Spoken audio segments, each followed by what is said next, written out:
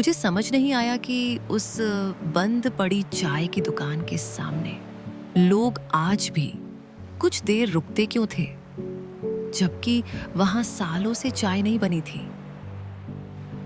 नमस्ते, मीठे पल में आपका स्वागत है। आज रात हम आपके लिए एक कहानी लेकर आए हैं। चलिए सुनते हैं। आरव जब पहली बार कोंकण के उस छोटे से समुद्र किनारे बसे गांव पहुंचा, तो उसे यकीन ही नहीं हुआ कि दादाजी ने सचमुच यही जगह उसके नाम छोड़ी थी। नारियल के ऊंचे पेड़ों के बीच लकड़ी की एक छोटी सी दुकान खड़ी थी। छत पर काई जम चुकी थी, खिड़कियों के शीशों पर नमक की परत चढ़ी हुई थी और दरवाजे का रंग जगह जगह से उतर चुका था।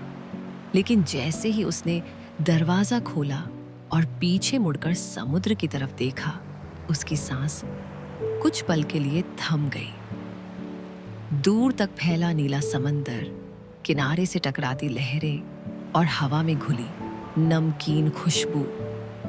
इतनी खूबसूरत जगह उसने पहले कभी नहीं देखी थी। उसने अपने साथ लाया छोटा सा स्टोव निकाला, चाय बनाई और टूटी हुई बेंच पर बैठकर डूबते सूरज को देखता रहा।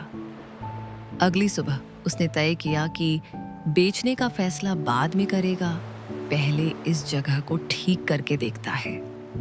उसने झाड़ू उठाई, फर्श पर जमी रेत हटाई, जाले साफ किए और खिड़कियां खोल दी। समुद्र की ठंडी हवा पूरे कमरे में दौड़ गई। कुछ ही देर में गांव के उसके दो पुराने दोस्त वहां आ पहुंचे। बिना ज्यादा सवाल किए एक ने बाल्टी उठा ली, दूसरे ने पुराना बोर्ड उतारकर घिसना शुरू कर दिया। दिन भर तीनों कभी हंसते, कभी पुराने किस्से सुनाते और कभी सीढ़ी पर चढ़कर छत की टूटी टाइलें ठीक करते रहे। शाम तक दुकान थकी हुई जरूर लग रही थी, लेकिन अब उजड़ी हुई नहीं लगती थी। अगले दिन सुबह दुकान अभी खुली भी नहीं थी कि एक बुजुर्ग मछुआरा आकर बाहर वाली बेंच पर बैठ गया। आरव ने मुस्कुराकर कहा, काका, अभी चाय तैयार नहीं हुई है।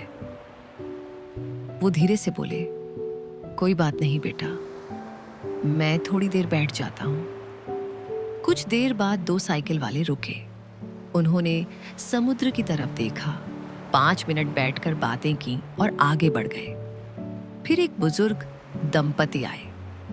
वो भी बिना कुछ पूछे उसी बेंच पर बैठे लहरों को देखते रहे और फिर मुस्कुराकर चले गए। पूरे दिन आरव यही देखता रहा। लोग आते थे, कुछ देर रुकते थे और फिर अपनी राह पकड़ लेते थे, जैसे इस जगह में चाय से भी ज्यादा कोई और चीज उनका इंतजार कर रही हो।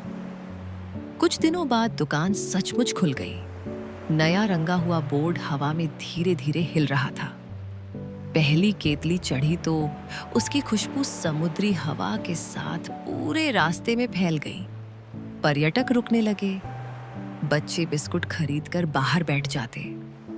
मछुआरे सुबह समुद्र पर जाने से पहले और शाम को लौटते समय एक एक कप चाय पीते। कोई जल्दी में नहीं होता था। लोग अक्सर चाय खत्म होने के बाद भी वहीं बैठे रहते। आरव को ये बात हर दिन थोड़ी और अजीब लगने लगी। एक दोपहर उसने दुकान की पुरानी अलमारी खाली करनी शुरू की। चाय के डिब्बों, पुराने गिलासों और पीतल की केतली के पीछे उसे एक मोटा सा रजिस्टर मिला। उसने सोचा होगा कि इसमें उधार का हिसाब लिखा होगा, लेकिन पहला पन्ना खोलते ही वो रुक गया। वहां किसी के पैसे नहीं लिखे थे। लिखा था, आज सुरेश ने पहली नाव खरीदी। अगले पन्ने पर, आज पहली बारिश यहीं बैठकर देखी। फिर, आज बेटी की नौकरी की खरोशी में सबने साथ चाय पी। और एक जगह, आज बाबूजी आखिरी बार इसी बेंच पर बैठे।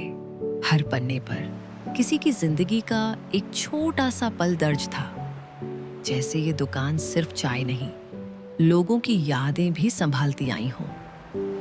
उसी शाम वही बुजुर्ग मछुआरा फिर आया। आरव ने रजिस्टर उनके सामने रख दिया। काका उसे देखकर मुस्कुरा दिए। तुम्हारे दादा कहते थे चाय तो 5 मिनट में ठंडी हो जाती है, लेकिन अगर कोई इंसान बैठकर अपने दिल की बात कह दे तो वो बात उम्र भर गर्म रहती है।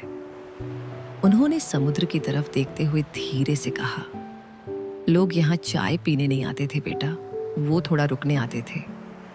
किसी दिन खुशी लेकर, किसी दिन चिंता लेकर, और किसी दिन बिना कुछ कहे सिर्फ लहरों को देखने। तुम्हारे दादा किसी को जल्दी नहीं करते थे। कहते थे जब तक मन हल्का ना हो जाए तब तक बैठो। उस दिन के बाद आरव ने कभी किसी से ये नहीं पूछा कि वो कितनी देर बैठेगा। शाम होते ही दुकान के बाहर की बेंचें अपने आप भरने लगी। कोई किताब पढ़ता, कोई बच्चों के साथ हंसता, कोई चुपचाप समुद्र को देखता रहता। कई लोग चाय खत्म होने के बाद भी अपने कप हाथ में लिए बैठे रहते, जैसे समय यहाँ थोड़ा धीरे चलता हो। एक शाम सूरज धीरे धीरे समुद्र में उतर रहा था। हवा में नमक की हल्की सी महक थी और लहरों की आवाज पूरे किनारे पर बिखरी हुई थी। आरव ने देखा कि सामने बैठा एक छोटा सा परिवार बिना किसी जल्दबाजी के बस उस दृश्य को देख रहा था। पास की मेज पर 2 पुराने दोस्त हंसते हुए अपनी बचपन की बातें याद कर रहे थे। दूर वही बुजुर्ग मछुआरा चुपचाप अपनी चाय की आखिरी चुस्की ले रहा था। आरव मुस्कुरा दिया। शायद दादाजी ने उसके लिए कोई पुरानी चाय की दुकान नहीं छोड़ी थी। उन्होंने उसे एक ऐसी जगह सौंपी थी जहां लोग अपने दिन की रफ्तार थोड़ी देर के लिए उतार देते थे। कुछ विरासतें लकड़ी की दीवारों या पुरानी बेंचों में नहीं बसती, वो उस सुकून में बसती हैं जो किसी जगह से लौटने के बाद भी लंबे समय तक हमारे भीतर बना रहता है। मीठे पल से आपको ढेर सारा प्यार। कल फिर मिलेंगे एक नई कहानी के साथ।